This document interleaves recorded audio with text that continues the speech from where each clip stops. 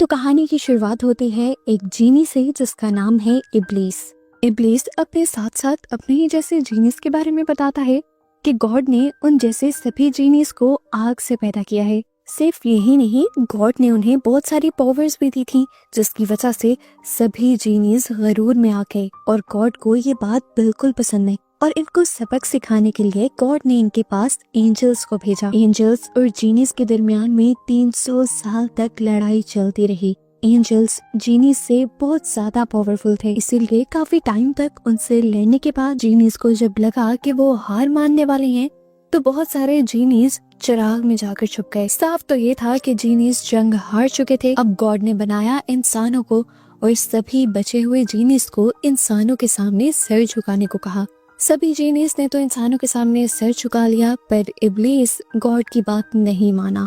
उसने इंसानों के सामने सर झुकाने से जब इनकार किया तो गॉड ने उसे हेल में भेज दिया। हेल में जाकर इब्लीस ने गॉड को चैलेंज कर दिया कि जो इंसान आपने बनाए हैं ये हम जीनिस से अच्छे नहीं, उनके अंदर लालच और हवस है और मैं ये साबित कर सकता हूँ। और अगर मैंने ये साबित कर दिया कि मैं ठीक हूँ तो आप मुझे हेल और हेवन दोनों में जाने की इजाजत देंगे। इब्लीस की बात माननी चाहती है और यहीं से शुरू होता है 3 विशेष का वो सिलसिला जो हम सालों से जीनीस की स्टोरीज में सुनते आ रहे हैं कि इंसान चिराग को घिसता है, जीनी बाहर निकलता है, 3 विशेष पूछकर पूरी कर देता है। ज्यादातर लोग तो अपनी लालच और हवस पूरी करने के लिए ही विशेष मांगते हैं और ऐसे में हमारा जीनी इब्लीस ही जीतता है। पर एक दिन एक बच्ची तीनों विशेष किसी और के लिए मांग लेती है और सजा के तौर पर जीनी को 1000 साल के लिए चिराग में कैद कर दिया जाता है। और अगर 1000 साल के अंदर अंदर कोई चिराग को ढूंढ कर घिस देता तो जीनी को उसकी विश भी पूरी करनी पड़ती और चिराग की कैद भी रीस्टार्ट हो जाती। जीनी को इसकी टेंशन नहीं थी, वो बस चाहता था कि किसी भी तरह से, लेकिन एक मर्तबा वो बाहर निकली। जिस लड़की ने उसे हराया था उसे ढूंढकर उससे लालची विशेष करवा कर वो बस अपने आप को साबित करना चाहता है कि इंसान लालची होते हैं। अब फाइनली हम अपनी मेन कैरेक्टर कायोंग को देखते हैं। वो रेस्टोरेंट में अपनी मॉम के साथ बैठी थी जिस मॉम ने कभी उसे पाला नहीं था। बचपन में ही कायोंग को उन्होंने अपनी मॉम के पास छोड़ दिया था और उसे पालने के लिए वो अपनी माँ के पास बहुत सारे पैसे भी भेजती थी।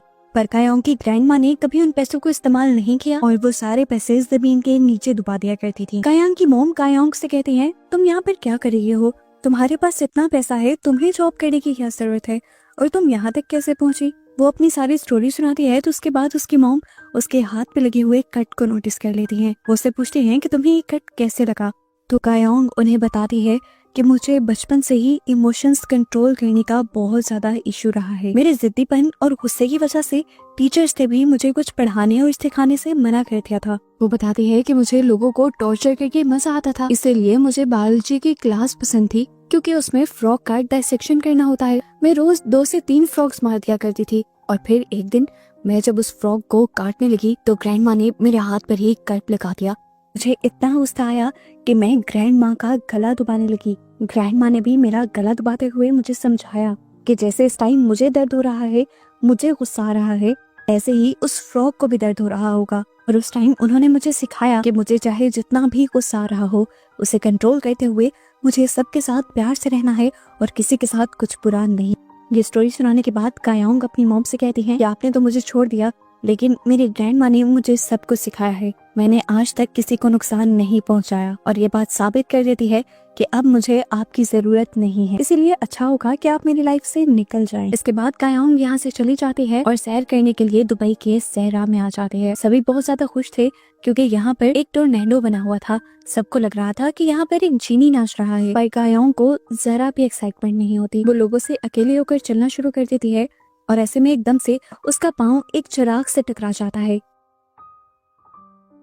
वो उसे उठाकर देखती है, हिलाती है और एकदम से उसके अंदर से जीनी निकलकर उसके सामने आ जाता है। उसे डरना चाहिए था, घबराना चाहिए था, लेकिन वो तो ऐसे खड़ी रही जैसे उसके साथ कुछ हुआ ही ना हो। ये जीनी इब्लीस ही था और कायोंग को देखकर वो समझ गया कि पिछले जन्म में वो कायोंग की ही वजह से इस चिराग में कैद हुआ था और आज उस बात को 963 साल गुजर गए थे। इब्लीस बहुत ज्यादा खुश था कि उसे कायोंग ने ही आजाद किया है और अब वो जल्द ही कायोंग से अपने किए का बदला लेकर अपने आप को सही साबित करके यहाँ से चला जाएगा हेवन में। कायोंग को उसकी बातों पे बिल्कुल इंटरेस्ट नहीं था। वो यहीं पर चिराग फेंकती है और यहाँ से चली जाती है और जब अपने होटल रूम में पहुंचती है तो उसका वेलकम बहुत सारे बाल करते हैं। ये सारे इब्लीस के बाल थे। इब्लीस को देखकर वो उसे कहती है यहाँ से चला जाए, लेकिन इब्लीस जाने के बजाय ठेठ बनकर उसे अपनी कहानी सुनाने लग जाता है कि किस तरह उसने 900 साल उस कैद के अंदर गुजारे। वो कहता है कि पहले 600 साल तो मैंने बड़े आराम से गुजारे, लेकिन इस दौरान मैंने अपने बालों से बनी हुई एक क्रिएचर सईद को डिफरेंट टाइमलाइंस पे भेजा तुम्हें ढूंढने के लिए। मेरी गॉड से शर्त लगी है कि मैं तुम्हें बुरा इंसान साबित करूंगा और उसके बाद मैं बिल्कुल आजाद हो जाऊंगा और फिर मैं हेवन और हेल कहीं पर भी जा सकूंगा। ये सब बातें करते हुए हम देखते हैं कि कायोंग शॉपिंग करने के लिए निकली हुई और इब्लीस से भी बातें कर रही थी। अब क्योंकि इब्लीस किसी और को नजर नहीं आ रहा था, इसीलिए सब लोग कायोंग को पागल समझ रहे थे। एक टाइम आता है कि कायोंग उसकी बातों से अक जाती है और वो उसके चिराग को जाकर समुंदर में फेंक देते हैं। पर जितनी भी मर्तबा उसने इस चिराग को अपने से दूर करने की कोशिश की थी, इब्लीस बार बार उसके सामने आ जाया करता था। आखिर वो उससे पूछ लेती है कि तुम चाहते क्या हो। इब्लीस कहता है कि तुम बस 3 विशेस मांगो और उसके बाद मैं आजाद हो जाऊंगा। अब कायोंग उससे सवाल करते हैं, क्या तुम उड़ सकते हो? ये सुनते ही इब्लीस उसे अपनी करीब खींच लेता है और हवाओं में उड़ाते हुए एक टॉवर के ठीक ऊपर ले जाता है। जहाँ जाते ही कायोंग इब्लीस को धक्का दे देती है और उसकी इस हरकत से इब्लीस को इतना ज्यादा गुस्सा आ जाता है कि वो आकर उसका गला पकड़ लेता है। कायोंग मरते हुए भी हंस रही थी। बताती है कि मुझे मरने से बिल्कुल डर नहीं लगता, बल्कि मैं तो चाहती हूँ कि कोई मुझे मार ही दे। उस समय इब्लीस उसे यहाँ से नीचे फेंक देता है और वो गिरते हुए भी हंस ही रही होती है। इब्लीस देख लेता है कि ऐसे तो ये लड़की सीधी होगी नहीं, इसीलिए जमीन पर गिरने से ठीक पहले वो उसे बचा लेता है और उससे कहता है कि अगली मर्तबा तुमने ऐसी कोई हरकत की तो मैं तुम्हें छोड़कर दुनिया के सभी इंसानों को मार दूंगा। खैर अगले दिन कायोंग अपने घर वापस आ जाते हैं और सब उसे देखकर बहुत ज्यादा हैरान होते हैं, क्योंकि इस मर्तबा उसके साथ एक लड़का भी था। लड़का कौन था? ये इब्लीस ही था। वो भी हैरान हो गई कि इब्लीस इन सबको कैसे नजर आ रहा है। उसे गुस्सा आया और वो अपने गैराज के अंदर चली गई। वो इब्लीस को मारना चाहती थी, लेकिन उतने ही टाइम में उसकी ग्रैंडमा आ गई उसे पूछने के लिए कि तुम किस लड़के के साथ आई हो। यहाँ पर वो ग्रैंडमा को इब्लीस के बारे में बताना चाहती थी, पर वो नोटिस कर लेती है कि अब इब्लीस तो ग्रैंडमा को नजर ही नहीं आ रहा। वो उसके साथ गेम खेल रहा है। वो जब चाहे किसी को अपने आप को दिखा सकता है और जब चाहे गायब कर सकता है। कायोंग का गुस्सा इतना ज्यादा बढ़ जाता है कि वो अपनी घड़ी कानों पे लगाकर सुनने लग जाती है और पता चलता है कि ऐसा करने को भी उसकी ग्रैंड माँ ने ही उसे कहा था। बचपन में जब उसे बहुत ज्यादा गुस्सा आता था तो ग्रैंड माँ ने ही उसे गुस्से को कंट्रोल करने के लिए उसकी घड़ी के साउंड को सुनने को कहा था। फ्लैशबैक में दिखाया जाता है कि ग्रैंड माँ ने उसके गुस्से को काफी अच्छे से कंट्रोल किया था, उसका बहुत ज्यादा ख्याल रखा था और उसे पढ़ाया लिखाया भी खुद ही था। प्रेजेंट सीन में हम देखते हैं कि इब्लीस ग्रैंड माँ को दोबारा नजर आने लग जाता है। ग्रैंड माँ उससे उसके पेरेंट्स के बारे में और उससे उसकी पढ़ाई के बारे में सवाल करने लग जाती हैं। इन बातों का इब्लीस के पास कोई जवाब नहीं होता तो वो यहाँ से गायब हो जाता है। इब्लीस को अभी तक कायोंग की समझ नहीं आ रही थी। कोई भी आम इंसान इस वक्त तक सारी विशेष मांग लेता और उसने तो अभी तक रिस्पॉन्स भी नहीं किया था। वो सईद से कायोंग के बारे में सर्च करने को कहता है और उन्हें पता चलता है कि कायोंग साइकोपैथ है। इब्लीस को समझ नहीं आती साइकोपैथ क्या होते हैं, तो कायोंग उसे साइकोपैथ की कुछ तस्वीरें दिखाता है और ऐसे वो और भी ज्यादा डरने लग जाता है कायोंग से। यहाँ हमें दिखाया जाता है कि कायोंग भी अपनी फ्रेंड को इब्लीस के बारे में बता रही थी, लेकिन वो ये सच्चाई छुपा जाती है कि इब्लीस एक जिन है। इब्लीस के बारे में इतनी सारी बातें सुनने के बाद उसकी फ्रेंड उसे मशवरा देती है कि तुम उससे दूर ही रहना, पर इब्लीस उसका कहाँ पीछा छोड़ने वाला था। वो दोबारा उसकी वर्कशॉप के अंदर आ जाता है और कायोंग को आजमाने के लिए वो उसकी वर्कशॉप के अंदर आग लगा देता है। इस टाइम कायोंग को बहुत ज्यादा गुस्सा आ रहा था। वो अपने रूम से बाहर निकलकर इब्लीस को मारने लग जाती है और इब्लीस को समझ आ जाती है कि ये लड़की तो उसके बस से बाहर है। अब उसके गैराज में आग लगी देखकर सभी लोग यहाँ पर फायर फाइटर्स को बुला लेते हैं, लेकिन फायर फाइटर के आने से पहले ही यहाँ की सारी आग बुझ चुकी थी, क्योंकि ये आग इब्लीस की लगाई हुई थी और उसी ने बुझा दी थी। इसके बाद कायोंग अपनी फ्रेंड के साथ डिनर करने के लिए चली जाती है और इनकी बातों से हमें पता चलता है कि कायोंग की रूटीन बहुत ज्यादा फिक्स है। वो हर वेडनेसडे को यहाँ पर डिनर करती है और वो जो काम रूटीन में कर रही होती है उसे कभी नहीं छोड़ती। यहीं रेस्टोरेंट में इतनी ही देर में वाटर डिस्पेंसर से इब्लीस निकल कर उसे कहता है, सॉरी मैंने तुम्हारी वर्कशॉप में आग जो लगाती थी पर अब देखो, मैंने तुम्हारी पूरी वर्कशॉप को ठीक कर दिया है। कायोंग उसे कोई जवाब नहीं देती क्योंकि उसने नोटिस कर लिया था कि इस टाइम इब्लीस सिर्फ उसे ही नजर आ रहा है। रेस्टोरेंट से बाहर निकलकर वो इब्लीस को एक हेयर क्लिप लेकर देती है और कहती है कि जिस टाइम तुम सिर्फ मुझे ही नजर आ रहे होगे उस टाइम इस क्लिप को अपने सर पर लगा लेना, नहीं तो पहले की तरह मुझे लोग पागल समझेंगे। इब्लीस एक्साइटेड हो जाता है और कहता है, क्या मैं ये मान लूं कि ये तुम्हारी पहली विश है? कायोंग कहती है, बिल्कुल नहीं, मेरी पहली विश ये है कि मैं तुम्हें 5 लोगों के नाम दूंगी और तुम्हें साबित करना होगा कि उन 5 में से कम 3 इंसान लालची हैं, क्योंकि तुम तो साबित ये करने आए हो कि इंसान लालची हैं। लेकिन मेरी ग्रैंड माँ कहती हैं कि इंसान बहुत अच्छे और नेक दिल होते हैं। उसने फिर उन 5 लोगों के नाम बता भी दिए थे जो उसी के इर्द गिर्द उसके बहुत करीब रहा करते थे। इब्लीस इस विश को लेकर बहुत ज्यादा परेशान था कि अगर वो साबित ना कर पाया कि इंसान लालची हैं, तो फिर क्या होगा? गॉड के सामने भी हार जाएगा क्योंकि लड़की भी उससे बाकी विशेष नहीं मांगेगी। वो कायोंग के बारे में और जानने के लिए उसके पूरे पास्ट में जाता है और उसे पता चलता है कि कायोंग बहुत ही ज्यादा नरम दिल है। इसके बाद वो प्रेजेंट में दोबारा कायोंग के पास आता है और उससे कहता है कि जिन लोगों को तुमने जज करने का काम दिया है, अगर उनके दिल में हुआ कि उन्हें कोई विश नहीं मांगनी तो मैं उन्हें नजर नहीं आ सकूंगा। इसके बाद वो कायोंग को लेकर एक बहुत बड़ी बिल्डिंग के पास आ जाता है। कायोंग पूछते हैं, यहाँ क्या करने आए हैं हम? तो इब्लीस कहता है कि यहाँ से हम एक ऐसा पेन लेने के लिए आए हैं जो हमेशा सच ही लिखता है। उनकी बातों के दौरान ही यहाँ पर आ जाता है इजराइल और इब्लीस कायोंग को कहता है, मैं तुम्हें नीचे गिराने लगा हूँ और जब ये तुम्हें बचाने के लिए आए तो तुम इसका एक पंख तोड़ लेना। इब्लीस के कायोंग को नीचे गिराते ही इजराइल उसे बचाने के लिए खुद भी कूद जाता है और अपने पंखों के जरिए उड़ते हुए उसे बचा भी लेता है और सेफ्टी से नीचे भी ले आता है। कायोंग उसे बातों में लगाकर उसका एक पंख तोड़ लेती है और यहाँ से चली जाती है, जिसके बाद इब्लीस अब इजराइल के सामने आ जाता है। इजराइल उससे पूछता है, तुम कैसे बचकर आ गए भाई? देख लेना, एक दिन तुम्हारी ये गर्दन भी मैं काट डालूंगा। उसकी बात के जवाब में इब्लीस उसे कुछ नहीं कहता बल्कि उसकी पूरी बिल्डिंग ही तोड़ देता है, जिससे इजराइल को बहुत ज्यादा गुस्सा आ जाता है। दूसरी तरफ अब हम कायोंग को देखते हैं जो इजराइल के पंख को टेस्ट कर रही थी। ये पंख किसी भी चीज को सच करने की ताकत रखता था, इसीलिए वो इस पंख से उन सब लोगों के बारे में लिखती है जिनको वो टेस्ट करवाना चाहती थी कि वो सभी लोग विश मांगना चाहते हैं। कायोंग का ये एक्सपेरिमेंट कामयाब भी हो जाता है। उसने पहली लड़की यांग के बारे में ये लिखा था कि उनके दिल में कोई विश आ जाए। हम देखते हैं कि यांग को सुपरमार्केट में उनकी मैनेजर डांट रही थी और वो जब उनके कहने पर सामान लेने के लिए स्टोर रूम में जाती है तो उसके दिल में भी विश आती है कि काश वो ही यहाँ की मैनेजर होती, और सामान निकालते हुए उसके हाथ में लग जाता है वो लैंप, जिसे घिसने पर जीनी यानी इब्लीस उसके सामने आ जाता है और उससे पूछता है कि तुम्हें क्या चाहिए। यांग फौरन से बोल देती है कि मुझे यहाँ का मैनेजर बनना है। जीनी चुटकी बजाते ही उसकी ये विश पूरी कर देता है और वो यहाँ की मैनेजर बन जाती है और उसके सभी एम्प्लॉयज उसे मैनेजर बना देखकर बहुत ज्यादा हैरान हो जाते हैं।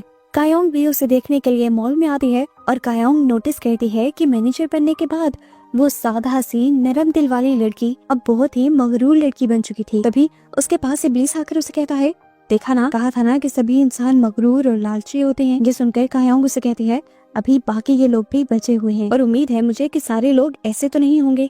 इस टाइम उसके दिमाग में उसकी दोस्त का ख्याल आ रहा था। उसे नहीं लगता था कि वो कोई बुरी इंसान होगी क्योंकि वो बचपन से ही बहुत ज्यादा शरीफ थी। इतने की क्लास के सारे बच्चे उसे बुली करते थे। कायोंग को बिल्कुल अच्छा नहीं लगता था, इसीलिए कायोंग ने एक दिन अपनी दोस्त मिंजी का साथ देने का डिसाइड किया। जो लड़कियां मिंजी को तंग करती थी, कायोंग ने उनके सामने वॉशरूम में जाकर कैरोसिन डाल दिया और लाइटर जलाकर उन्हें धमकी देने लगी कि आइंदा के बाद अगर किसी ने मिंजी को तंग करने की कोशिश की तो वो उन सबको जला देगी। और उस दिन के बाद से वो जबरदस्ती मिंजी को अपना दोस्त बना लेती है ताकि वो उसका ख्याल रख सके। अब दोबारा हम इजराइल को देखते हैं जो बहुत ज्यादा गुस्से में था इब्लीस की हरकत की वजह से। यहाँ पर उसकी असिस्टेंट इरम आ जाती है जो उससे पूछती है कि अब इब्लीस का क्या होगा। तो वो इरम को बताता है कि कायोंग ने उससे काफी अजीब शर्त रखी है, हो सकता है कि वो उसकी शर्त पूरी न कर पाए और हार जाए। इधर इब्लीस कायोंग के बारे में और ज्यादा इन्फॉर्मेशन निकालने लग जाता है और उसे पता चल जाता है कि वो बहुत ही ज्यादा पंचुअल है। महीने के एक दिन वो स्कूबा डाइविंग, एक दिन हाइकिंग, एक दिन स्विमिंग, वो सारे ही काम एक साथ मैनेज करते हैं। वो अपनी वर्कशॉप के साथ साथ एक दूसरी वर्कशॉप में भी काम करती है जहाँ पर वो अपनी और अपनी ग्रैंड माँ के लिए कॉफिन्स बना रही है। इतनी देर में इब्लीस आकर उससे पूछता है कि तुम्हें सबसे ज्यादा डर किस चीज से लगता है। तो वो बताती है कि मुझे सबसे ज्यादा इस चीज से डर लगता है कि मेरी नानी मुझे छोड़कर चली जाएंगी, वो मर जाएंगी और मैं नहीं जानती कि उनके बाद मेरा क्या होगा। मुझे लगता है कि उनके मरते ही मैं भी मर जाऊंगी, इसीलिए मैं ये दूसरा कॉफिन भी बना रही हूँ। जीनी के जहन में आता है कि अगर वो मर गई तो फिर मैं किसकी विशेष पूरी करूंगा, मुझे तो हेल में कैद कर दिया जाएगा। वो तो घबरा गया इसका हल निकालने के लिए वो सोचता है कि वो ग्रैनी की ही उम्र बढ़ा देगा। ग्रैंडमा थके ना, उनको कोई बीमारी ना हो, इसीलिए जीनी उनका सारा काम खुद ही करने लग जाता है। काम खत्म करने के बाद स्टोर में इब्लीस सईद के साथ बैठा हुआ बातें कर रहा था कि योंग बहुत अच्छी है, उसने कभी अपने लिए पूरी जिंदगी में कोई विश नहीं की और वो दूसरों का बहुत ज्यादा ख्याल भी रखती है। वो नहीं जानते थे कि इस टाइम उनकी बातें कायोंग खुद सुन रही है। वो इब्लीस को साथ चलने को कहती है, इब्लीस के साथ शॉपिंग करती है और फिर डिनर करने के लिए आ जाती है, जहाँ पर इब्लीस उससे दोबारा उसकी बाकी विशेष के बारे में पूछता है। इस टाइम कायोंग कुछ नहीं बोलती, बस एक बिल्डिंग की तरफ देखती रहती है। उसे देखते हुए इब्लीस समझ जाता है कि कायोंग क्या करना चाहती है। वो उससे पूछता है कि क्या ये तुम्हारी दूसरी विश है। कायोंग ना में सर हिला देती है, लेकिन इस सब के बावजूद भी इब्लीस उसे इस शर्त पर वहाँ लेकर जाने को तैयार हो जाता है कि तुम मुझे पहले की तरह धक्का मत मार देना। कायोंग के इस मोमेंट को स्पेशल बनाने के लिए वो पूरी शहर की लाइट्स ऑफ करके कायोंग को सितारों का हसीन मंजर भी दिखाता है, जिसमें कायोंग खो सी जाती है और उसे अपनी फ्रेंड की बात याद आती है कि जब भी लड़का सितारों वगैरह की बात करने लगे तो उसे किस कर देना, क्योंकि इसका मतलब होता है कि वो तुमसे प्यार करता है। यही सोचते हुए वो इब्लीस को किस भी कर देती है, लेकिन किस करने के बावजूद भी उसके अंदर कोई फीलिंग पैदा नहीं होती। और अब जब जीनी उसे किस कहता है तब उसे गुस्से के अलावा पहली मर्तबा किसी दूसरी फीलिंग का भी एहसास होता है। इस सब के बाद ये सब लोग घर आ जाते हैं और कायोंग घर आने के बाद उस टॉवर के सीसीटीवीज को हैक करके अपनी और जीनी की किस करने वाली वीडियोस को सेव कर लेती है, ताकि वो बाद में जीनी को ब्लैकमेल कर सके। असल में बात ही थी कि कायोंग ने पूरी जिंदगी में पहली मर्तबा गुस्से के अलावा कोई और इमोशन फील किया था। उसे बहुत अच्छा लग रहा था, इसीलिए वो बार बार जीनी को यानी इब्लीस को किस करना चाह रही थी और इस चक्कर में बेचारा इब्लीस पता नहीं कहाँ कहाँ उससे छुपता फिरता है, यहाँ तक कि उसी के बनाए कॉफिन में भी छुप जाता है। कायोंग जब उसे वहाँ पर भी ढूंढ लेती है तो इब्लीस उसे कहता है कि मैं तुम्हें बार बार किस नहीं कर सकता, रूल्स के खिलाफ है। तुम्हें किस करने के लिए मेरे पास शराब का और बारिश का होना जरूरी है। अब कायोंग उसकी बात सुनकर फाइनली उसकी जान छोड़कर चली जाती है, लेकिन अब इब्लीस परेशान था क्योंकि कायोंग बहुत ज्यादा उसके पीछे पड़ी हुई थी। सईद जब ये बातें सुनता है तो बहुत ज्यादा हंसता है और इब्लीस के दांतों का भी मजाक उड़ाता है जो उसने 1000 साल से साफ नहीं किए थे। ये जानकर तो इब्लीस को खुद भी अपने आप से घिन आने लग जाती है और वो मिंजे के पास यानी कायोंग की दोस्त के पास ही दांत साफ करवाने के लिए चला जाता है। अब वो दांत तो साफ करवा देता है, लेकिन बाद में उसकी जेब से पैसे ही नहीं निकलते। मिंजी तो उसे क्लिनिक से बाहर जाने ही नहीं देती और फिर जब इब्लीस उसके सामने कायोंग का नाम लेता है तो वो उसे पकड़कर कायोंग के पास ही ले आती है और कायोंग को वार्न करती है कि आइंदा कभी इस लड़के से बात मत करना, तुम इसके पास तो बिल्कुल पैसे नहीं है। कायोंग मिंजी को कहती है और उसके बाद मिंजी यहाँ से चली जाती है। इसके बाद हम इब्लीस को ग्रैंड माँ के साथ मार्केट में देखते हैं। वो हर टाइम ग्रैंड माँ की रखवाली करता था। अब बाजार में उसका कोई क्लिप चुरा लेता है जो उसे कायोंग ने दिया था। उसे ये क्लिप फौरन ढूंढना था। वो जब चोर का पीछा करता है तो वहीं पर चोर से लड़ने के लिए एक और गैंग आ जाता है। इब्लीस बिल्कुल नहीं डरता, बल्कि अपना हेयर क्लिप उसे वापस लेते हुए उन सभी लोगों के वेपन्स को फ्लैश में बदल देता है। दूसरी तरफ हम देखते हैं कि कायोंग से मिलने के लिए आज इजराइल आया था। वो अपनी सच्चाई कायोंग को बता देता है कि मैं एक एंजल हूँ और मेरी ड्यूटी है कि मुझे इब्लीस का सर काटना है। जिस दिन भी वो किसी इंसान के सामने सर झुकाएगा मैं उसका सर काट दूंगा। तुम्हें बस इतना बताने के लिए आया हूँ कि तुमने अपनी बाकी दोनों विशेष भी नेकी के लिए मांगनी है ताकि वो इंसानों के सामने हार जाए। उसकी बातें सुनकर कायोंग उसे गुस्से में यहाँ से भाग जाने को कह देती है। यहाँ दूसरी तरफ हम देखते हैं कि मिंजे इब्लीस को लेकर डिनर पर गई थी। असल में वो इब्लीस को धमकाना चाहती थी कि मेरी दोस्त से दूर रहो, जो भी मेरी दोस्त को नुकसान पहुंचाने की कोशिश करेगा मैं उसका बुरा हाल कर दूंगी। इस टाइम मिंजे बहुत ज्यादा नशे में थी और इब्लीस उसकी बातें सुनकर हंस रहा था। बाहर खड़ी हुई कायोंग को ये सब देखकर काफी अजीब लगता है और वो तो कुछ का कुछ ही सोचने लग जाती है। और जब वो देखती है कि उसकी दोस्त यहीं पर नशे में धुत होकर गिर गई है तो वो अब उसे उठाकर उसके घर भी लेकर जाते हैं। रेस्टोरेंट में पीछे बच जाता है इब्लीस, जिसे यहाँ की मैनेजर पैसे की वजह से पकड़ लेती है।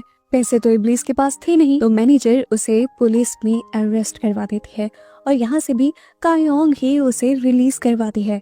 जेल से बाहर निकलते ही कायोंग उससे सवाल करते हैं कि तुमने इजराइल को कॉल क्यों नहीं की, वो तो तुम्हारा भाई है, वो तुम्हारी मदद करने के लिए आ जाता। तो अब इब्लीस उसे सारा सच बता देता है, अपना पास्ट बता देता है कि किस तरह गॉड ने जीनीस का गुरूर तोड़ने के लिए इन एंजल्स को उनके साथ लड़ने के लिए भेजा था। वो बताता है कि इजराइल मेरा भाई नहीं बल्कि मेरा दुश्मन है। वो कहता है मेरे अपने भाई का तो मुझे बिल्कुल भी नहीं पता वो कहाँ है, वो अपनी ख्वाबों की दुनिया में रहता है, या तो वो इस टाइम कहीं पर बारिश करवा रहा होगा या फिर कहीं पर बाहर का मौसम लाकर फूल खिलवा रहा होगा। ये सुनकर कायोंग उसे फौरन ऑर्डर देती है कि तुम अपने भाई को ढूंढ लो। इब्लीस समझ गया कि वो उसे ऐसा क्यों कह रही थी, क्योंकि उसका भाई बारिश करवाता था और बारिश में कायोंग को उसे किस करनी थी। ये सोचकर ही इब्लीस वहाँ से भाग जाता है, जबकि दूसरी तरफ हमें दोबारा यांग को दिखाया जाता है। मॉल में वो दिखती है कि उसके एम्प्लॉय उसकी बात नहीं सुन रहे, क्योंकि वो अभी अभी उनके ऊपर बॉस बनी थी। उसे दोबारा याद आता है उसी विश के बारे में और वो सोचती है कि काश क्यों ना वो ऐसी विश मांग ले जिससे वो एक पुरानी मैनेजर बन जाए और सारे उसकी बात माने। अब इब्लीस को बुलाकर वो विश मांग लेती है और इब्लीस उसे 20 साल पास्ट में ले जाकर मैनेजर बना देता है। पास्ट में ही अब उसे यांग भी नजर आ जाती है। वो उससे बात करने के लिए बैठता है तो गुस्से से भरी यांग उसे पत्थर मार देती है, क्योंकि ग्रैंडमा ने उसे किसी से भी बात करने से मना किया था। प्रेजेंट में हमने देखा था कि योंग को उस चीज का वीएन आया था जैसे उसने बचपन में इब्लीस को पत्थर मारा था। ये कह लें कि पास्ट में होने वाले इस नए काम ने इस टाइम कायोंग के दिमाग में एक मेमोरी बनाई थी। थोड़ी देर में अब बारिश शुरू हो जाती है और कायोंग फौरन से बहुत सारी अल्कोहल ढूंढकर इब्लीस को ढूंढने के लिए निकल जाती है, क्योंकि अब रूल्स पूरे थे और उसे इब्लीस को किस करनी थी। इब्लीस भी जानता था, इसीलिए वो छुपा रहा और बारिश खत्म होने के बाद उसके सामने आया। इसी टाइम पर हम दुनिया में दोबारा इजराइल को देखते हैं, जो एक हैंडसम इंसान की शक्ल में आया था। सारे उसे देख देख कर बहुत ज्यादा हैरान हो रहे थे, लेकिन सारे फिर उसे अजीब नजरों से देखने लगे, क्योंकि वो यहाँ पर अजीब हरकतें करने लगा था। उसे यहाँ के दरवाजे नहीं खोलने आते थे, चीजें नहीं समझ आ रही थी। दूसरी तरफ हम कायोंग को देखते हैं, जो अपने घर में सफाई कर रही थी, तो उसे वो बुक नजर आ जाती है जिसके ऊपर उसने इजराइल के पंख से कुछ बातें लिखी थी।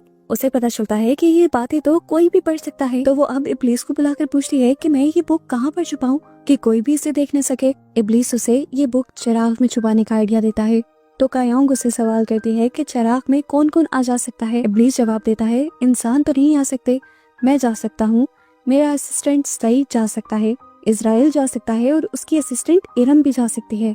वो इब्लीस से पूछती है, फिर मैं कैसे चिराग के अंदर जाऊंगी? उसके ये कहते ही इब्लीस उसे एक चुटकी में ही चिराग के अंदर ले जाता है। वो लोग यहाँ पर उस बुक को छुपाने बैठ जाते हैं और यहाँ असली दुनिया के अंदर चिराग लग जाता है ग्रैंडमा के हाथ, जो उस चिराग को देखकर उठाकर फेंक देती हैं। चिराग के अंदर जलजला आ जाता है और इस तरह इब्लीस योंग के ऊपर गिर जाता है और यहाँ पर एक रोमांटिक मोमेंट बन जाता है। इसी टाइम इन्हें पता चलता है कि बाहर बारिश होने लगी है। आज तो इब्लीस भी कायोंग को किस करना चाहता था, इसीलिए वो फौरन शराब लेने के लिए जाता है। लेकिन इससे पहले कि ये लोग शराब ला पाते, इन्हें ग्रैंडमा के रोने की आवाज आती है। पता चलता है कि उनके एक नेबर मर गए थे और ग्रैंडमा उनके मरने से बहुत ज्यादा परेशान हो गई थी, क्योंकि उन दोनों की उम्र एक जितनी थी और ग्रैंडमा को डर था कि अब वो भी मर जाएंगी। उन्हें अपने मरने से ज्यादा कायोंग की टेंशन थी कि वो उनके मरने के बाद किस तरह हर चीज को मैनेज करेगी। इस सारी सिचुएशन के सामने आते ही कायोंग ने एक बड़ा फैसला कर लिया था अपनी दूसरी विश मांगने का। वो इब्लीस से एक दूसरी विश मांग लेती है कि तुम मेरी नानी को एक जवान लड़की बना दो और उनकी उम्र को बढ़ा दो। लेकिन वो नहीं चाहती थी कि किसी को ये बात पता चले, इसीलिए वो ग्रैंडमा को यहाँ से पहले ले जाना चाहती थी। वो ग्रैंडमा को पैकिंग करने के लिए कहती थी है और लंबे ट्रिप का बताती है। ग्रैंडमा भी एक्साइटेड होकर अपनी सारी दोस्तों को ट्रिप के बारे में बता देती हैं। खैर अब रात की रात में सारा मैजिक हो जाता है और सुबह जब ग्रैंडमा उठती हैं तो कायोंग तो उन्हें देखकर शॉक रह गई थी। वो कहती हैं, अरे आप तो जवानी में बहुत ही खूबसूरत थी। ग्रैंडमा कहती हैं, बस करो, अब ये उम्र है मेरे साथ मजाक करने की। उन्हें तो कोई बात समझ ही नहीं आ रही थी। आगे जाकर जब उन्होंने अपने आप को शीशे में देखा 10 मरतबा तो वो पहचान नहीं पाई अपने आप को। कितनी ही बार वो बेहोश हो गई। कई मरतबा उन्हें ये भी लगा कि ये सब उनका सपना है। बहुत मुश्किल से कायोंग ने उन्हें यकीन दिलवाया कि वो सच में जवान हो गई हैं। ग्रैंडमा से कह रही है, ऐसा कैसे हो सकता है, ये सब पॉसिबल नहीं, और अगर पॉसिबल हो भी गया तो कैसे हुआ? कायोंग कहती है उसे बुक से जिसके अंदर आपने काफी सारी चीजें पढ़ ली थी मेरी। अब ग्रैंडमा को जैसे ही अपनी जवानी पर यकीन आता है तो वो अपनी हरकतें शुरू कर देती हैं। सबसे पहले तो उन्हें अपनी जवानी को एंजॉय करना था, इसीलिए वो खूबसूरत सा तैयार होकर बाजार में टहलने के लिए निकल जाते हैं। और जब कायोंग को ये बात पता चलती है तो वो फौरन उन्हें ढूंढने के लिए निकल जाती है, क्योंकि उसे डर था कि कहीं ग्रैंडमा की सच्चाई यहाँ पर सबको पता न चल जाए। बहुत मुश्किल से कायोंग उन्हें पकड़ कर घर लाती है और बताती है कि मैंने आपके लिए कुछ रूल्स बना दिए हैं, जिसमें से सबसे पहला तो ये कि आपने ज्यादा किसी से बात नहीं करनी, और अगर कोई पूछे कि आप कौन है तो आपको कहना है कि आप मेरी फ्रेंड है और यहाँ पर रहने के लिए आई हैं। इनकी बातों के दौरान इब्लीस उनसे खाना मांग रहा था, उसे बहुत ज्यादा भूख लगी थी, तो कायोंग उससे में उसे डांट कर यहाँ से भगा देती है और वो आकर लेबर बेंच पर बैठ जाता है। थोड़ी देर बाद यहाँ पर एक किसान आकर इन सबको खेत में काम करने के लिए ले जाता है और इब्लीस वहाँ जाकर देखता है कि ये काम तो बहुत ज्यादा आसान है। वो चुटकियों में सारे ही खेत को उतार कर रख देता है, जिसके बाद उन सबको ही मजे का खाना दिया जाता है। इब्लीस हैरान था, इतने आसान काम के लिए इतना सारा खाना मिल गया। हैरानी उसकी तब बढ़ गई जब आकर उसे इस काम के लिए पैसे भी मिले, वो भी इतने ज्यादा। वो तो अब खुशी से पागल हो रहा था। अब सीन कट होकर हमें दिखाया जाता है कायोंग के उस नेबर को जिसके बारे में कायोंग ने जानने की विश की थी। वो रास्ते में था कि तभी उसकी गाड़ी हिरन से टकरा जाती है और हिरन जख्मी हो जाती है। पैनिक होकर वो बाहर निकलता है। उसे समझ नहीं आ रही थी कि वो क्या करे। तभी उसे अपने सामान में से वही लैंप मिल जाता है जिसे वो घिस देता है और यहाँ पर उसके सामने जीनी आ जाता है। उसे देखकर एक मर्तबा तो ये आदमी डर गया था।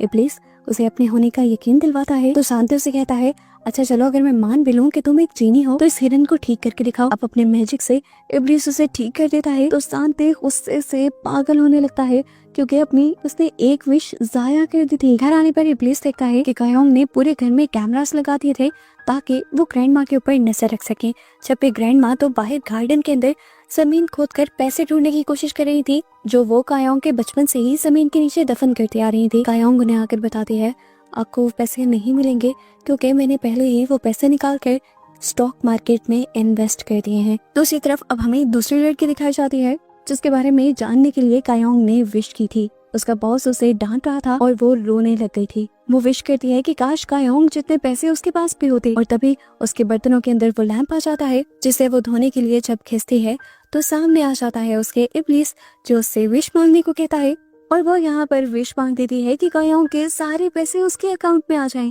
जीनी उसकी विश पूरी भी कर देता है और आकर कायोंग को उसकी हकीकत बताता है। कायोंग भी इस टाइम उदास हो गई थी क्योंकि वो एक्सपेक्ट नहीं कर रही थी कि वो लड़की भी ऐसी हो सकती थी। फिर वो यहाँ पर इब्लीस के दिए हुए टाइम ग्लास को हाथ लगाती है ये जानने के लिए कि पिछले जन्म में वो किस तरह से पैदा हुई थी। अपना पिछला रूप देखकर वो अपना वही वाला रूप बनाने लग जाती है और इस टाइम पर यहाँ पर इजराइल आ जाता है। उसे कहता है कि मैं तुम्हें दिखा सकता हूँ कि पिछले जन्म में तुम कैसी थी और कैसे मरी। कायोंग को तो फजूल ही उसके ऊपर गुस्सा आ गया था। वो यहाँ पर एक टूल उठाकर इतनी जोर से उसके मुंह पर मारती है कि इजराइल को यहाँ से जाना पड़ता है। जबकि दूसरी तरफ अब कायोंग के ही नेबर्स में एक औरत की डेड बॉडी पुलिस को मिली थी। उसकी इन्वेस्टिगेशन स्टार्ट हो जाती है और यहाँ पर सब लोग कायोंग के खिलाफ पुलिस स्टेशन में रिपोर्ट कर देते हैं कि वही है जिसने अपनी ग्रैंड माँ को मार दिया है क्योंकि उसकी ग्रैंड माँ काफी दिन से किसी को दिख भी नहीं रही है और ना ही कोई उनका फोन रिसीव कर रहा है। इससे पहले कि सारे आकर कायोंग को पकड़ लेते, इब्लीस उसे बचाने के लिए उसकी ग्रैंड माँ का रूप लेते हुए अपने सारे दोस्तों को कॉल करके ये यकीन दिलवाता है कि उसकी ग्रैंड माँ बिल्कुल सेफ है। सभी लोग यहाँ से चले जाते हैं और इब्लीस कायोंग का मजाक उड़ाने के लिए आ जाता है और कहता है, तुमने तो ये विश बहुत सोच समझ के मांगी थी ना, फिर क्या हुआ तुम्हारा, फंस गई ना तुम। ये सुनकर गुस्से में कायोंग उसे कहती है, हाँ मुझे एक शैतान से अपने लिए कुछ मांगना ही नहीं चाहिए था। और ये सुनकर इब्लीस भी उदास हो जाता है। यहाँ हम देखते हैं वो लड़की जिसने कायोंग के पैसे अपने अकाउंट में बनवाए थे उसके अकाउंट में सिर्फ 10 मिलियन यॉन आए थे। ये पैसे तो बहुत कम थे, इसीलिए वो दोबारा इब्लीस को बुलाती है और एक और विश मांगती है कि कायोंग की अकाउंट की लिमिट खत्म हो जाए और उसके अकाउंट में जितने भी पैसे हैं वो सारे ही उसके अकाउंट में ट्रांसफर हो जाएं। सारे पैसे अपने अकाउंट में आने के बाद वो लड़की बहुत ज्यादा खुश होती है और कायोंग जैसा ही ब्रांडेड हैंडबैग सबसे पहले लेती है। इस टाइम हम देखते हैं कि कायोंग अपने घर पर चिराग के नीचे लिखी हुई अरबिक कोड ट्रांसलेट कर रही थी और इससे उसे पता चलता है कि ये चिराग इब्लीस के कैद होने के बाद बनाया गया है। कायोंग के पास इजराइल आता है और उसे वो उसके पास्ट में ले जाता है ये दिखाने के लिए कि पास्ट में उसकी मौत कैसे हुई थी। पास्ट के सीन में हम इजराइल और इब्लीस को एक सेहरा में बैठा हुआ देखते हैं जिस सेहरा से बहुत से लोग काफी सारे बच्चों को एक गांव से किडनैप करके दूसरे गांव में लेकर जा रहे थे उनसे काम वगैरह करवाने के लिए और रास्ते में ही उन सभी बच्चों के ऊपर काफी सारे भेड़िए हमला कर देते हैं। ये पूरा गैंग अपने आप को बचाने के लिए एक बच्चे को उन भेड़ियों का चारा बना देते हैं और अपना सफर कंटिन्यू कर देते हैं। अब इन्हीं सारे बच्चों के अंदर कायोंग भी थी। चलते चलते जिसका पाँव सेहरा में मौजूद चिराग से टकरा जाता है और वो वहीं पर गिर जाती है। पाँव टकराने की वजह से चिराग के अंदर से इब्लीस निकलकर उसके सामने आता है और वो इब्लीस से पहली विश उस बच्चे को बचाने की मांगती है और साथ ही ये भी कहती है कि उस बच्चे की लाइफ को बहुत ज्यादा बढ़ा दिया जाए। इब्लीस उसकी पहली विश पूरी कर देता है और फिर उससे पूछता है कि तुम्हारी दूसरी विश क्या है। वो बच्ची यानी कायोंग दूसरी विश मांगती है कि हमारे गांव के सारे किडनैप हुए बच्चों को आजाद करके उनके घर पहुंचा दिया जाए। इब्लीस उसकी विश को पूरा करते हुए उसके बाद उस पूरे रास्ते को ही मिटा देता है जहाँ से वो किडनैपर्स उनके गांव में जाया करते थे बच्चों को किडनैप करने के लिए। अब इब्लीस के ऐसा करते ही वो सारे किडनैपर्स रास्ते में ही मारे जाते हैं और अब इसराइल आकर कायोंग को दिखाता है कि उसकी विश की वजह से कितने सारे और लोगों की भी जान चली गई है। बेचारी कायोंग का दिल और भी ज्यादा दुख जाता है और वो कहती है कि ये सब तो मैंने नहीं मांगा था। इसीलिए वो अपनी तीसरी विश ये मांगती है कि उसके इस किए की सजा उसे और इब्लीस दोनों को मिलनी चाहिए। उसकी इस विश की वजह से वो खुद यहाँ पर मर जाती है और इब्लीस को 1000 साल के लिए चिराग में कैद कर दिया जाता है। हम देखते हैं कि बड़ी कायोंग ये सब कुछ देख रही थी। उसने इब्लीस को भी गौर से देखा था। इब्लीस के अंदर कैद में जाने का गुस्सा नहीं था बल्कि किसी चीज का दुख था। वो जानना चाहती थी कि आखिर इब्लीस को उस टाइम पर दुख किस चीज का हुआ था। ये सारा नजारा देखने के बाद अब कायोंग गुस्से में इसराइल को पंच कर देती है और कहते हैं कि उस टाइम मैं वहाँ पर मर रही थी और तुम बैठकर बस नजारे देख रहे थे। प्रेजेंट में अब कायोंग इब्लीस को अपने ऑफिस में बुलाती है और उससे पूछती है क्या तुम्हारी पास्ट में कोई गर्लफ्रेंड रही है।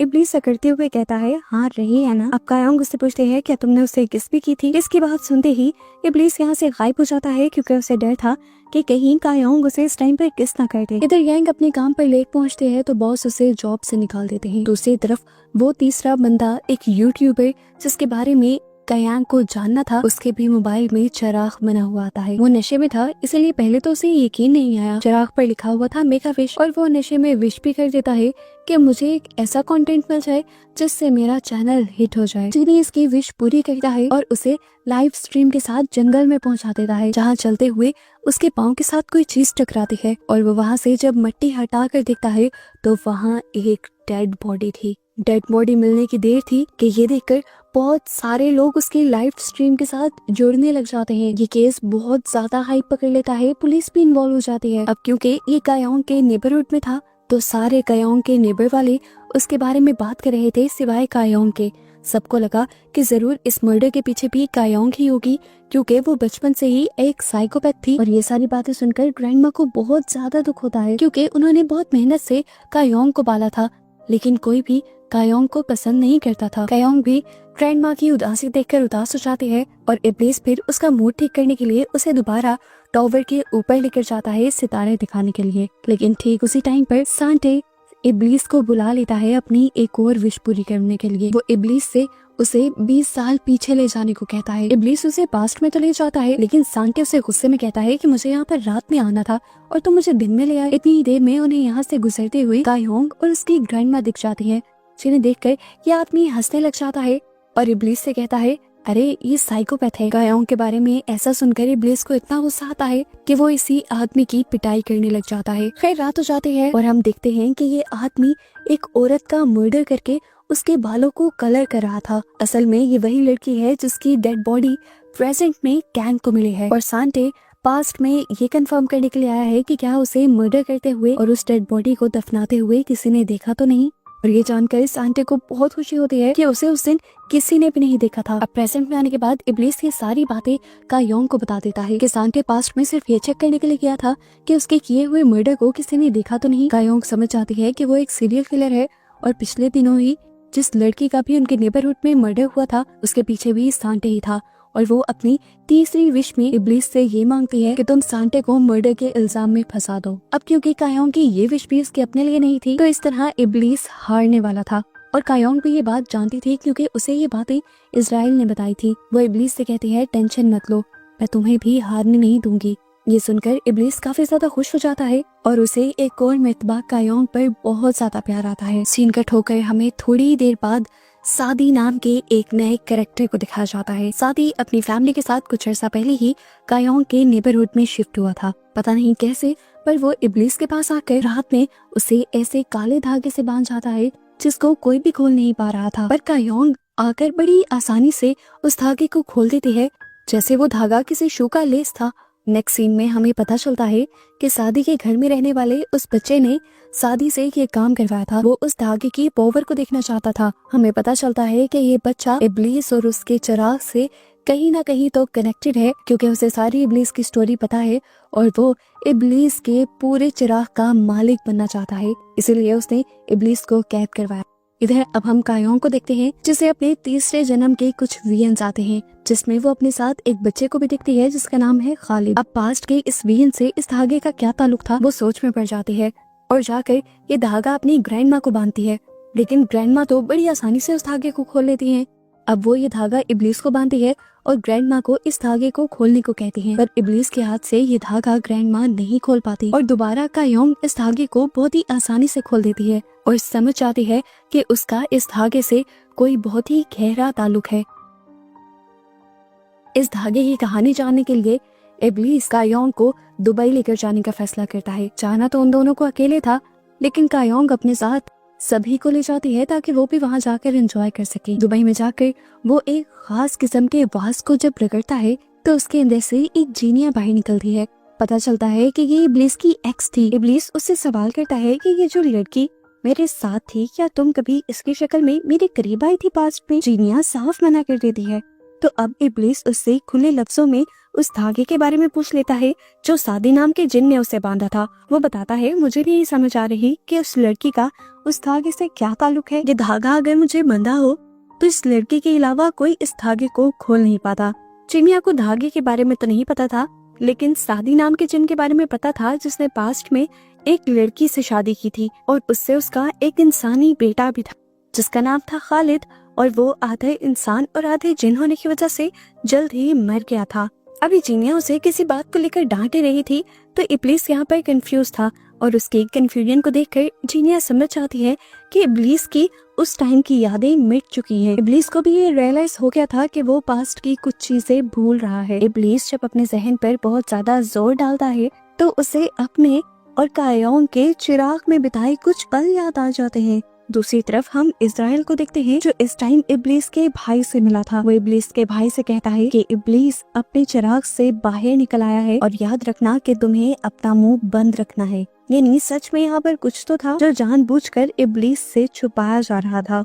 इज़राइल जब ये करके वापस आता है तो उसे उसकी असिस्टेंट इरम से पता चलता है कि इरम ने ही इब्लीस को जीनिया का पता दे दिया था और इस चीज से इज़राइल को इतना ज्यादा गुस्सा आता है कि वो इरम का गला पकड़ते हुए उसकी बोलने की पावर से छीन देता है। दूसरी तरफ दोबारा इब्लीस को गैंग बुलाती है जिसे जॉब से निकलने के बाद अब कोई विश नहीं मांगनी थी। वो अपनी तीसरी विश के तौर पर बस यही मांगती है कि जीनी उसकी मांगी हुई विशेस को और उसको भूल जाए, लेकिन ऐसा पॉसिबल नहीं था। इंसान की तीनों विशेस पूरी करने के बाद जीनी उसकी जिंदगी से हमेशा के लिए गायब हो जाया करता था। सिर्फ जिंदगी से ही नहीं बल्कि उनकी यादों से भी। यही सारी बातें वो जब कायोंग को बता रहा होता है तो कायोंग कहती है, ये तो चीटिंग है, मैं तो तुम्हें हमेशा याद रखूंगी। खैर नेक्स्ट सीन में हम देखते हैं कि कायोंग जब अपने दोस्तों के साथ एंजॉय कर रही थी तो एक दोस्त मजाक मजाक में कायोंग को पहाड़ी से नीचे गिराने की कोशिश करता है और कायोंग गिर जाती है। इससे पहले कि वो गिरकर मर जाती, ठीक वक्त पर इब्लीस आकर उसकी जान बचा लेता है और गुस्से में उसके दोस्त को ले जाकर एक पहाड़ी से मारते हुए उसकी जान ले लेता है। अगले सीन में हम देखते हैं कि इब्लीस फाइनली अपने भाई से मिलने के लिए आया था, जो देखता है कि उसके भाई का बगीचा अब वीरान हो चुका है। इब्लीस इसकी वजह पूछता है तो बताता है कि मैंने एक बुरा काम किया था और ये उसकी सजा मिली है मुझे। वो उसे शादी के बारे में बताता है जो कि एक जीनी था और उसका एक इंसान से इंसानी बेटा भी था जिसका नाम था खालिद। इंसान और जिन होने की वजह से वो हमेशा बीमार रहता था और जल्द ही वो मरने भी वाला था। उसको बचाने के लिए सादी मेरे पास आया और उसने मेरी मदद मांगी।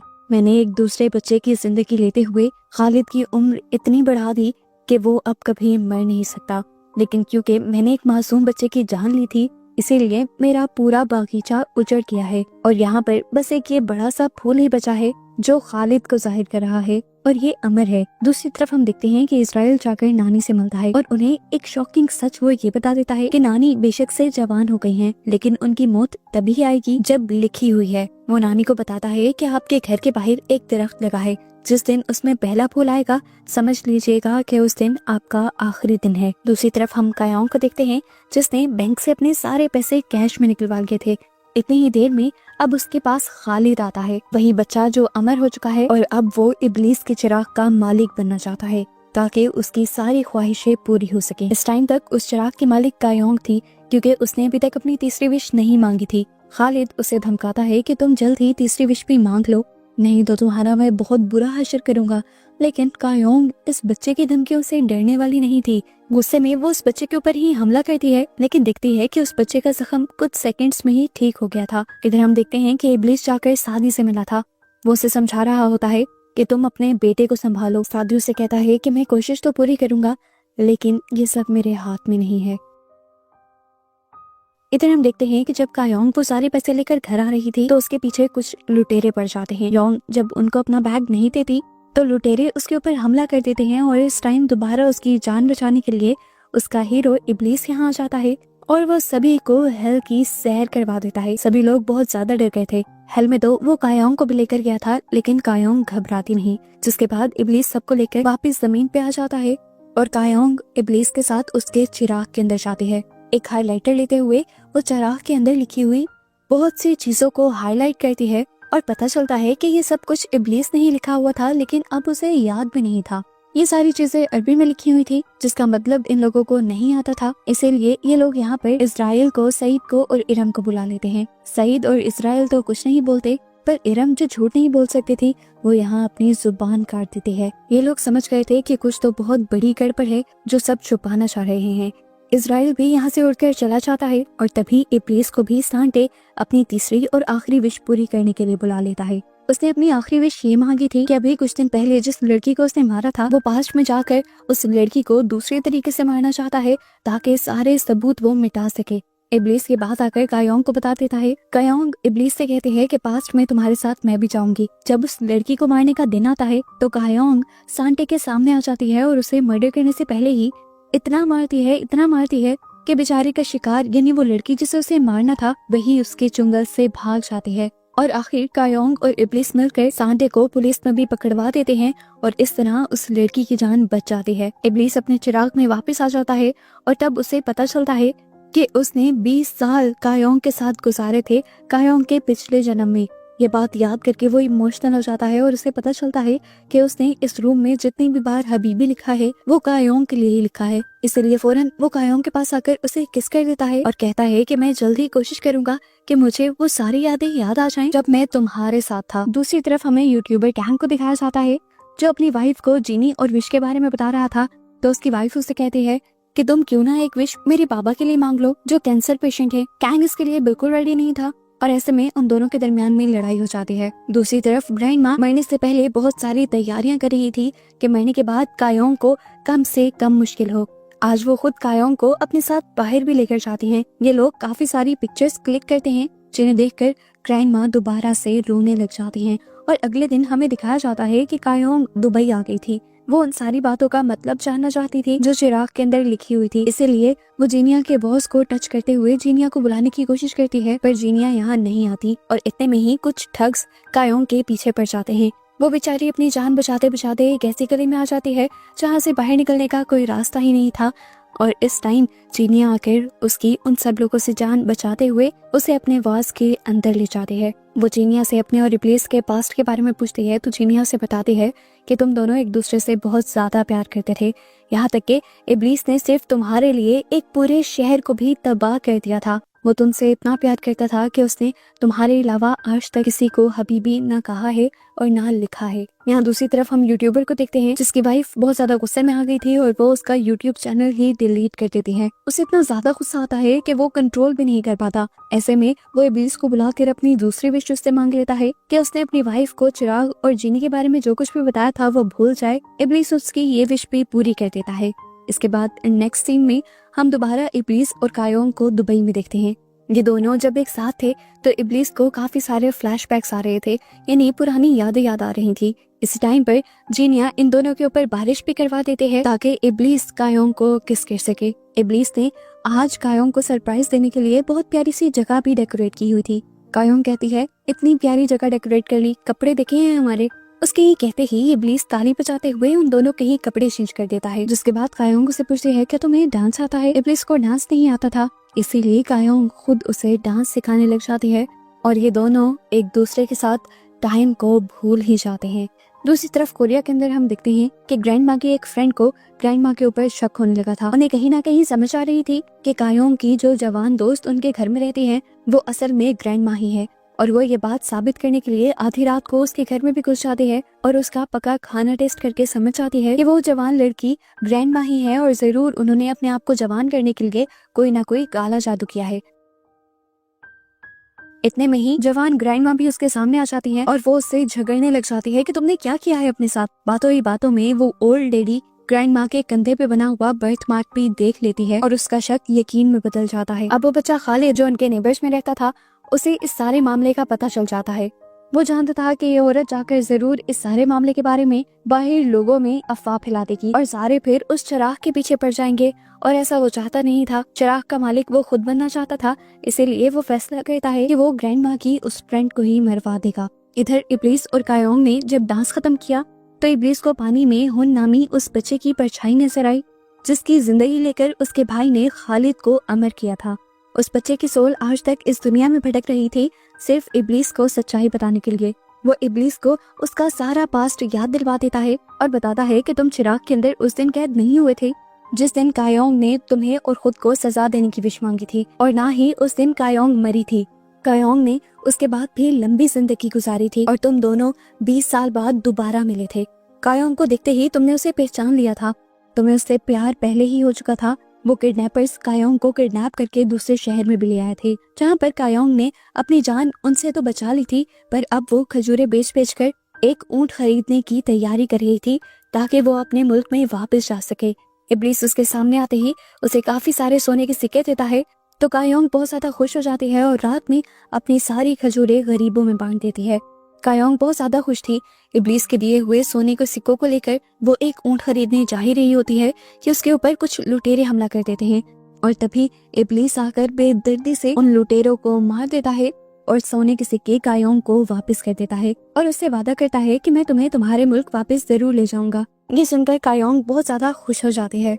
यहाँ पर हमें पता चलता है कि खालिद कायोंग के नेबर्स में रहता था। कायोंग को खालिद बहुत ज्यादा पसंद था। अब क्योंकि वो काफी ज्यादा बीमार रहता था, इसीलिए कायोंग उसके लिए जड़ी बूटी लेकर आई थी जिसे खाकर वो ठीक हो सके। खालिद उसके पीछे इब्लीस को भी देख लेता है और इब्लीस से रिक्वेस्ट करता है कि तुम मुझे पूरी तरह जीनी क्यों नहीं बना देते। इब्लीस खालिद को समझाता है कि मैं ऐसा नहीं कर सकता, जिसकी वजह से खालिद को गुस्सा आ जाता है और वो मासूम सा बच्चा उस दिन के बाद से ईवल बन जाता है, यानी शैतान बन जाता है।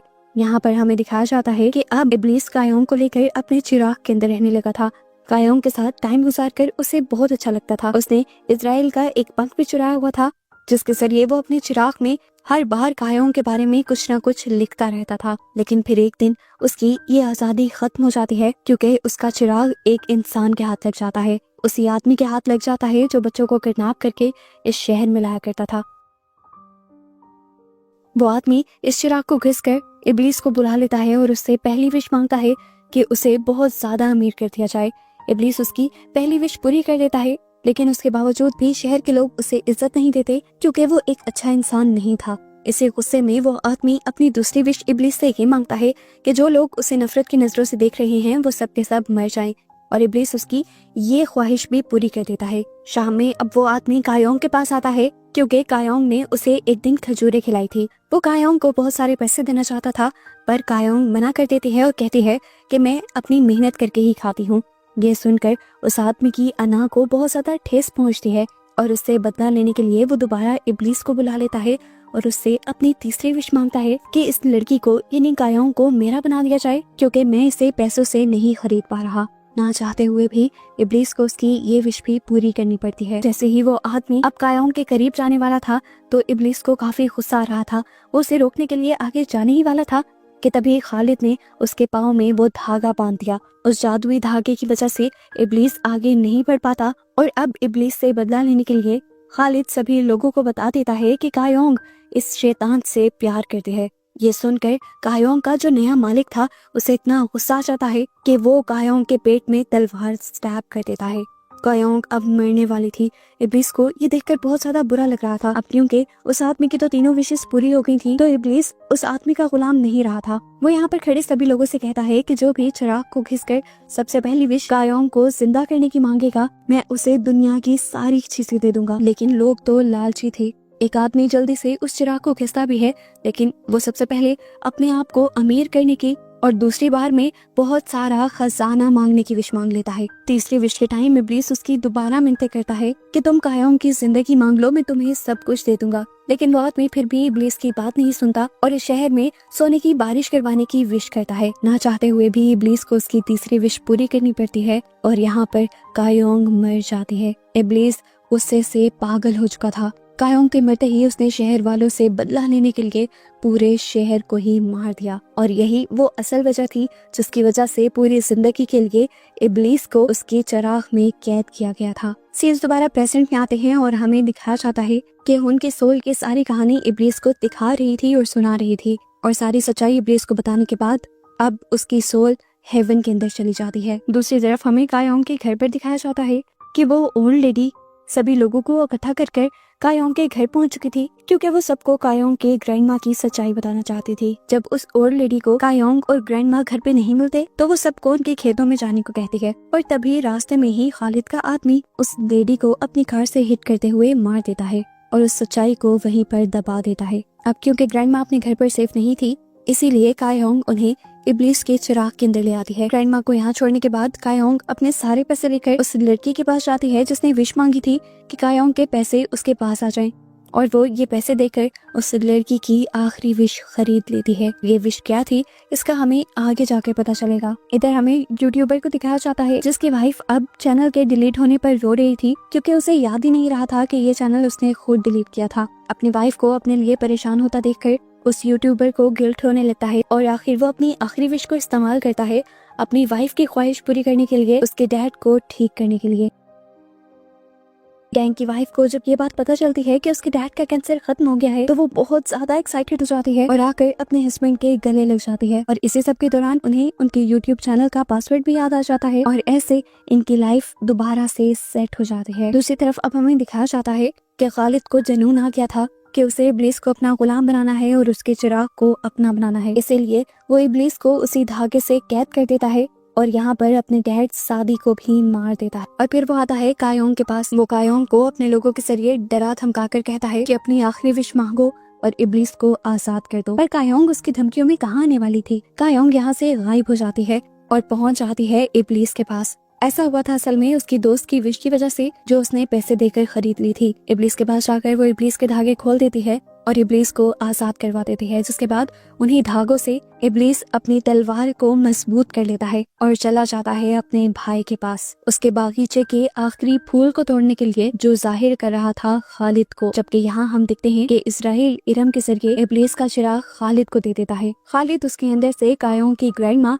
और उसके दोस्त मिंजी को बाहर निकाल लेता है और उन दोनों को प्रोटेक्ट करने के लिए इब्लीस का असिस्टेंट अपने आप को शेर में बदलते हुए खालिद के लोगों से लड़ने लग जाता है। ये सब देखकर खालिद को इतना गुस्सा आता है कि वो मिंजी के ऊपर शूट कर देता है और मिंजी को बचाने के लिए ग्रैंडमा उसके सामने आ जाती है। हम देखते हैं कि शेर बने सईद ने अब खालिद के ऊपर हमला कर दिया था पर खालिद उससे लड़ते हुए उसे चकमा देते हुए अपनी एक सिलाई उसकी गर्दन के अंदर स्टैब कर देता है जिसकी वजह से सईद भी मारा जाता है। अब हमें इब्लीस को दिखाया जाता है जो खालिद वाले फूल को तोड़ने के लिए आया था लेकिन यहाँ पर उसे रोकने के लिए इजराइल आ जाता है। इन दोनों के दरमियान में इतनी जबरदस्त लड़ाई होती है लेकिन फिर भी इजराइल जीत नहीं पाता क्योंकि इब्लीस ने इजराइल के पर को काट दिया था। इजराइल नीचे गिर जाता है और मौका पाते ही इब्लीस उस फूल को भी काट देता है। फूल के कटते ही दुनिया के अंदर खालिद एकदम से गायब हो जाता है जो उस टाइम कायोंग का गला दुबा रहा था। खालिद की एक दूसरी लड़की जब कायोंग को मारने के लिए आती है तो इस टाइम इब्लीस एंट्री कर दोबारा कायोंग को बचा लेता है। कायोंग जब बाहर जाती है तो उसे पता चलता है कि उसकी ग्रैंडमा मारी गई थी और ये देखकर वो टूट जाती है। यही तो उसकी जिंदगी का सबसे बड़ा डर था। अपनी ग्रैंडमा के मरने के दुख में वो अकेली बैठी हुई थी कि तभी उसके पास उसकी कलीग आ जाती है जिस कलीग को पैसे देकर कायोंग ने उससे उसकी विश खरीदी थी। इस लड़की को तो सब कुछ भूल चुका था इसीलिए उसे समझ नहीं आ रही थी कि ये पैसे उसके पास से कहां से आए। सोशल मीडिया से उसे पता चलता है कि ये बैग कायोंग का है इसीलिए वो कायोंग को उसके सारे पैसे देने के लिए आ जाती है। कायोंग उसे कुछ नहीं कहती और इन पैसों को जाकर जमीन के नीचे दफन कर देती है। कायोंग को याद आता है कि अभी भी उसकी तीसरी विश पूरी नहीं हुई थी इसीलिए वो चिराग को घिस कर इब्लीस को बुलाने की कोशिश करते लग जाती है लेकिन इब्लीस बार बार उसके बुलाने पर नहीं आता तो वो उसे ढूंढने के लिए दोबारा दुबई चली जाती है। यहाँ पर वो इब्लीस से उसकी आखिरी विश मांग लेती है कि उसे उन सब लोगों के इमोशंस को फील करना है जो पूरी जिंदगी उसके साथ उसके करीब रहे हैं। इब्लीस की आंखों से आंसू निकल आए थे क्योंकि कायोंग की आखिरी विश पूरी करने के बाद वो शायद कायोंग को ना दिख पाता। वो उसे अपने प्यार का यकीन दिलवाते हुए उसकी आखिरी विश को पूरा कर देता है और आखिर कायोंग को सारे अच्छे बुरे इमोशंस फील होने लग जाते हैं। और जब वो अपनी ग्रैंड माँ के इमोशंस को फील करती है तो वो फूट फूट कर रो देती है। जिसके बाद नेक्स्ट सीन में दिखाया जाता है कि इजराइल इब्लीस का गला काट लेता है क्योंकि इब्लीस हार चुका था। वो ये साबित नहीं कर पाया था कि सभी इंसान लालची हैं। कैंग ने भी अपनी आखिरी विश का इस्तेमाल किया था अपने फादर इन लॉ की जान बचाने के लिए, जबकि कायोंग ने तो अपनी तीनों ही विशेस में कोई लालच या हवस की चीज नहीं मांगी थी। ऐसे उसके हारने पर इजराइल उसे मार देता है। यहाँ कायोंग जो सेहरा में बैठी इस टाइम रो रही थी, उसके पास सीरम आती है जो उसे उसकी और इब्लीस की सभी पुरानी यादें लौटा देती है और उसे ये भी बात बताती है कि तुम्हारी इस आखिरी ख्वाहिश ने इब्लीस को हरा दिया है और उसे अब मार दिया गया है। ये जानकर कायोंग और भी जोर जोर से फूटकर रो देती है। वो इतना रोती है कि आखिर उसकी भी मौत हो जाती है। जिसके बाद अब उसकी डेड बॉडी को उसके शहर भेज दिया जाता है। मिंची उसकी मौत की खबर से बहुत ज्यादा टूट चुकी थी। आखिर फिर कायोंग का फ्यूनरल हो जाता है और फ्यूनरल के अगले दिन मिंची जब फ्यूनरल साइट पर पहुंचती है और कायोंग के पॉट को हाथ लगाती है तो उसके अंदर से जीनी निकल आती है और ये जीनी कोई और नहीं बल्कि कायोंग ही थी, जिसे देखकर मिंची बहुत ज्यादा खुश हो गई। उसने अपनी पहली विश ये मांगी कि तुम मेरे साथ हर वेडनेसडे को उसी तरह डिनर करोगी जिस तरह हम पहले किया करते थे। और जब कायोंग उससे उसकी दूसरी विश के बारे में पूछती है तो वो उसे कहती है कि जो बच्चे मेरे क्लिनिक में नहीं पहुंच पाते तुम उन सारे बच्चों को मेरे क्लिनिक में लेकर आओगी। तीसरी विश क्योंकि वो अभी कायोंग से नहीं मांगती तो इसीलिए कायोंग उसी के शहर में रहने लग जाती है। वो अपने पुरानी गैराज में काम करने लग जाती है, लेकिन अब कोई भी उसे ना देख पाता था और ना ही किसी को वो याद थी। अगले दिन दोबारा मिंची और कायोंग मिलते हैं। मिंची आज बहुत ज्यादा सोच कर आई थी अपनी तीसरी विश के बारे में और वो तीसरी विश में मांगती है कि कायोंग को उसका सच्चा प्यार मिल जाए। विश के मांगते ही मिंची कायोंग के बारे में यानी जीनी के बारे में और अपनी विशेस के बारे में भूल जाती है, पर यहाँ असली जादू हो जाता है और कायोंग के सामने आ जाता है इब्लीस और उसे देखकर कायोंग बहुत ज्यादा हैरान हो जाती है। वो कहता है हैरान होने की बात नहीं, अब हम दोनों ने एक साथ ही रहना है और इस दुनिया में रहने के लिए पैसे चाहिए होते हैं और हमें पैसे कमाने होंगे। तो कायोंग अब उसे अपने घर के पीछे वाले गार्डन में लेकर जाती है जहाँ उसने अपने सारे पैसे जमीन के नीचे डुबा दिए थे और इन पैसों को देखकर इब्लीस बहुत ज्यादा एक्साइटेड हो जाता है। नेक्स्ट सीन में हम देखते हैं कि इब्लीस इजराइल को हाई कहने गया था अपनी तरफ से, तो वो इजराइल को चिढ़ा रहा था कि मैं आज भी जिंदा हूँ, लेकिन यहाँ पर इजराइल उसे सच्चाई बताता है कि तुम जिंदा अपनी वजह से नहीं हो बल्कि ग्रैंड माँ की वजह से हो। जब वो मरी तो इजराइल ने बहुत कोशिश की कि वो हेवन के अंदर चली जाए, लेकिन उन्होंने जिद कर ली कि जब तक तुम लोग इब्लीस को जिंदा नहीं करोगे मैं हेवन में नहीं जाऊंगी। और उन्हीं की ख्वाहिश की वजह से आज इब्लीस और कायोंग दोनों साथ थे। इस एपिसोड के लास्ट सीन में हम कायोंग और इब्लीस को सेहरा में डांस करते हुए देखते हैं। एकदम से दोनों की बॉडी चमकती है और पता चलता है कि दोनों के ही मालिक ने उनको याद किया था और अब वो अपने मालिकों की विशेस पूरी करने के लिए जा रहे थे। और बस यही सब दिखाते हुए ये सीजन यहाँ पर खत्म हो जाता है।